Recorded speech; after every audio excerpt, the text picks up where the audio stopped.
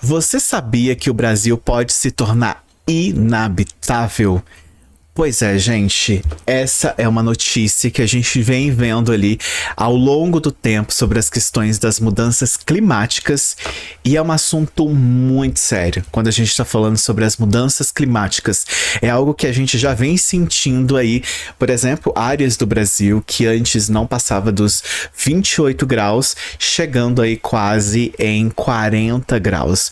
Então, há essa mudança muito grande no nosso clima, em tudo, né, que rege essas questões, e isso é muito perigoso, gente. Uma notícia dessa, né, que algumas partes do Brasil pode se transformar em inabitável, isso é muito ruim, muito complicado.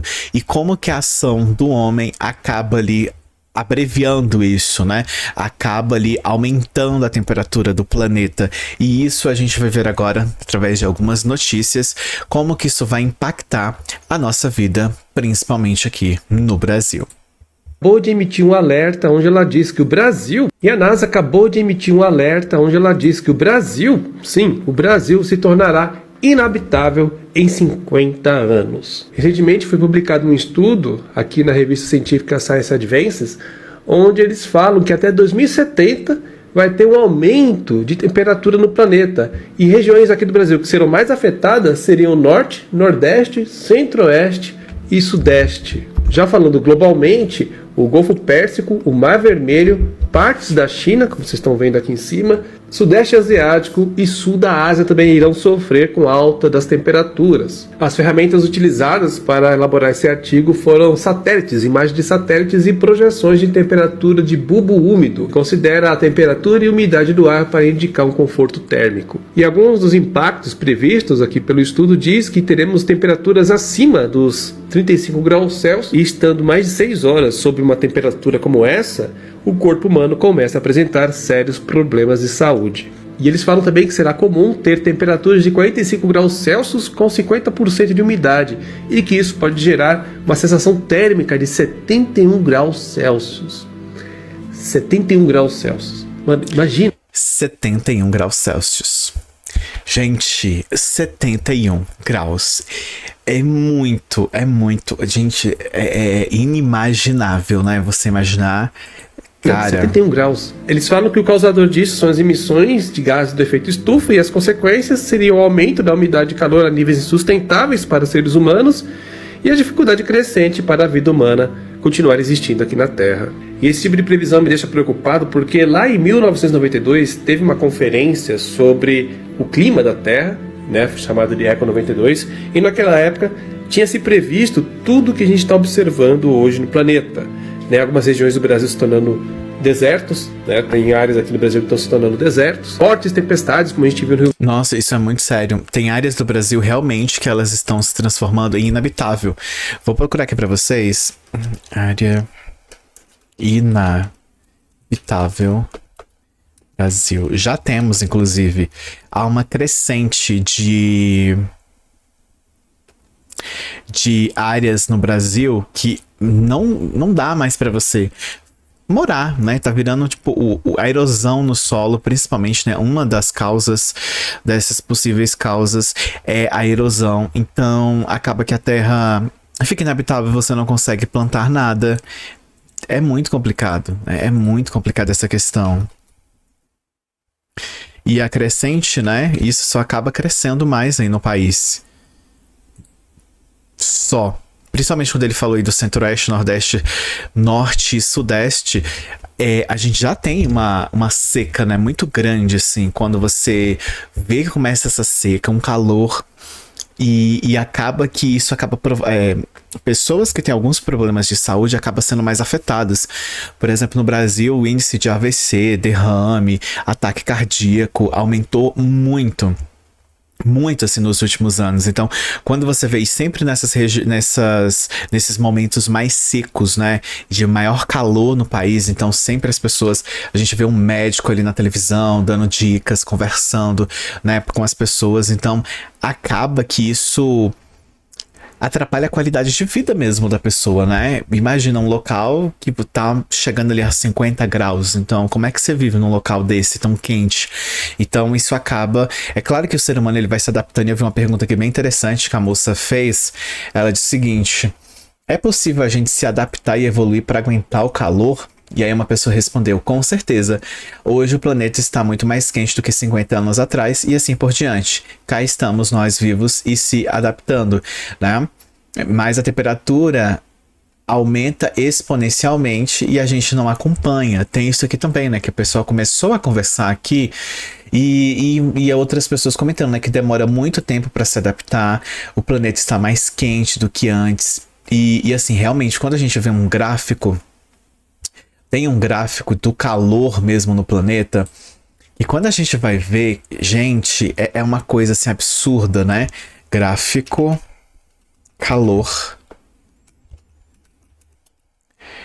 Se chama calorimetria, né? Brasil.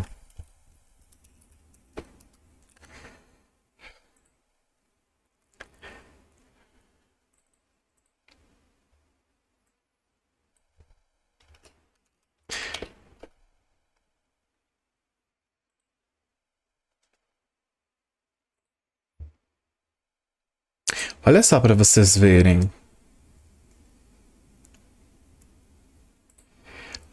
Olha só esse gráfico aqui, olha. Olha só isso. Em 30 anos, ondas de calor no Brasil aumentam de 7 para 52 dias ao ano. Então, a Globo quer que paga ela para ver, então a gente não pode nem ver o gráfico dela. Quem disse que não podemos ver? Olha só. Esse daqui é o gráfico que a gente tem, olha só, de 1991 até 2000, é esse gráfico. Esse daqui foi de 2001 até 2010. E olha aqui, gente, até 2020. Se a gente chegasse aqui em 2024, por exemplo, porque não tem atualizado, isso daqui seria muito maior ainda. Olha só isso, gente. Gente, olha só isso. Então, assim, o ser humano não consegue se adaptar a esse calor muito quente, né? Porque não só o calor, outras questões acabam se agravando com o calor. Por exemplo, a dengue, né? São casos assim que aumenta muito no Brasil quando está na época do calor. Tem todo um problema ali acontecendo, né, sobre isso. E principalmente aqui, ó, quando a gente vai pesquisar na internet, por que 2024 foi tão quente, né? O principal motivo foi a crise climática causada pelo homem e impulsionada pelo El Niño, um padrão climático natural que tende a ter uma influência de aquecimento. Esse daqui a gente começou a ouvir muito falar sobre essa situação. E assim, gente, mais de 40 graus. Ano passado fez mais de 40 graus. Então, assim, é um calor... Nossa, esse calor geralmente as pessoas sentem ali mais áreas da Arábia Saudita, no Oriente Médio mesmo ali, né, que é muito quente. Então que eles acabam ali, que você vê áreas desérticas que tem um calor excessivamente, e a gente tá tendo um calor que é comum ter em áreas, né, do Oriente Médio, por exemplo. Então isso é muito tenso mesmo. No Rio Grande do Sul, enfim, o mundo está desequilibrado e isso tudo foi previsto lá atrás. E aí, quando eu vejo uma nova previsão vinda dos cientistas, fico preocupado mais uma vez, porque lá atrás fomos avisados e não fizemos nada. E eu não vejo gente se mexendo para mudar alguma coisa daqui a 50 anos. E a NASA acabou de emitir um alerta. Isso que fica, né? Quais são as atitudes que os governos vão utilizar para tentar diminuir todas as ações que causam o aquecimento global, né? O que será que vai ser feito? Tem muitas reuniões que são feitas, né? G20, são reuniões ali para falar sobre, principalmente as questões mesmo climáticas, como que os países vão se preparar por isso, quais as estratégias para ser utilizadas aí nesse primeiro momento para a gente conseguir diminuir essa emissão de gases poluentes, para, de alguma forma, criar ações, né? Então tem toda a questão de cidades sustentáveis que são criadas, né? Aquelas cidades ali com uma grande tecnologia biodegradável. Então tem tecnologias ali também, principalmente questões de você reutilizar, né? A reciclagem. Então volta e meia nessas reuniões, esses temas, né? Que sempre são recorrentes, eles acabam voltando mesmo, porque o planeta já está no seu limite, né? Então, que ações que os países vão tomar para diminuir isso, né? Para tentar, quer dizer, agora já está no ápice da situação, mas para tentar de alguma forma fazer com que esses efeitos não sejam muito catastróficos. Então a gente tem com isso aí crises climáticas, por exemplo, no Brasil. Nunca que a gente iria imaginar que iria ter uma chuva e dessa chuva ali causar tantos estragos igual vem ocorrendo. Outra questão que ocorre muito no Brasil, ventos. Gente, ventos assim que, se a gente fosse parar para pensar, ver a história historicamente do Brasil, dessas questões climáticas, nunca queria ter um vento que iria conseguir destruir uma cidade. E a gente tem esses processos, já vem passando por essas questões aí nos últimos anos. Então, ventos que derrubam ginásios e de escolas carregam inteiro. Você vê uma armação de um ginásio de uma escola, a quantidade ali de ferro que tem, como que tem essa sustentação. Então, um vento para conseguir derrubar aquilo tem uma velocidade muito rápida, uma forte. Então, a gente já tá vivendo essas questões. E essas questões, elas são muito sérias. E principalmente isso, quando a gente vê uma notícia assim alarmante, a gente para pensar mesmo sobre isso, né? E o futuro, né? E o futuro de um país? Como é que a gente vai pensar em um futuro pra cá, né? Quando tem esse desastre, como que a gente está preparado para isso, né? O Brasil está preparado para uma situação dessa? Então é muito complicado. Isso, a gente está numa situação que os cientistas já previram que isso ia acontecer, né? Então vem sempre falando sobre essas questões climáticas e muitos países não têm estratégias para isso. Claro que tem países que fazem a sua parte, têm as suas estratégias ali, mas essas estratégias estão sendo bem pequenas. Estratégia que eu digo é uma campanha nacional de reciclagem, uma campanha para a gente diminuir o efeito, vamos trocar os materiais, vamos usar materiais menos poluentes, vamos, sei lá, reutilizar, por exemplo, plásticos de garrafinhas, por exemplo, essas garrafas aqui, ó, essa daqui mesmo que eu tô usando, tem umas, cadê aqui, ó, 100%, olha só para você ver, 100%, não está focando, mas deixa eu só chegar aqui perto para ver se foca. Ó, aqui tá escrito que ela é 100% feita de outras garrafas. Então, existe... Aqui, ó. 100% feito de outras garrafas. Então, existe empresas que já estão tentando, pelo menos, fazer o básico possível para que ocorra ali uma conscientização da população. Então, eu vejo, por exemplo, coleta seletiva. Tem a coleta seletiva, tem ali o local certinho, mas nem todas as cidades têm a coleta seletiva. E uma outra questão também que eu já percebi é que a gente coloca ali litro separado, tudo, mas na hora que joga dentro do... né, quando vem ali o caminhão da coleta, mistura com tudo ali dentro. Então, até que ponto, né, a gente realmente está fazendo o bem, assim, para o meio ambiente? Por exemplo, você vai lavar casa, né? As pessoas recomendam muito para você deixar uma água ali que você lava a roupa, para você também lavar a sua casa, para diminuir ali esse consumo. A questão da energia também, né? Sempre tem ali campanhas para ir fazendo essa redução. Mas eu acho que são questões ainda que precisa ter uma conscientização muito maior. As pessoas precisam parar, né, para fazer isso. E tem uma questão que eu sempre penso, é o seguinte: a população ela só vai participar de algo se ela tiver algo em troca. Então, seria interessante criar, não sei, assim, eu fico pensando, criar uma forma de pontuação para cidades. Nossa, se você está colocando seu lixo separado, você está reutilizando, você teve uma diminuição no seu consumo de água, você vai ganhar pontos, cashbacks, alguma coisa no sentido para fazer com que a população faça algo em prol dessas questões e também que ela receba alguma coisa para incentivar, como incentivo, porque falando, eu não sei se as coisas vão mudando, né? Porque a gente tá nesse momento agora e assim, o mundo está nesse momento, todos os países estão passando por situações, nos Estados Unidos, por exemplo, a gente viu uma seca lá e os incêndios que aconteceram.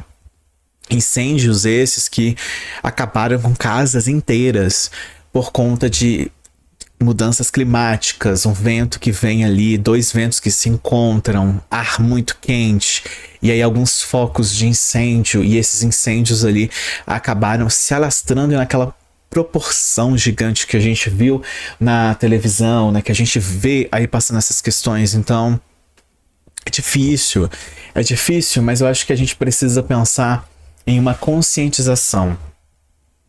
Tem que ser feito algo, né?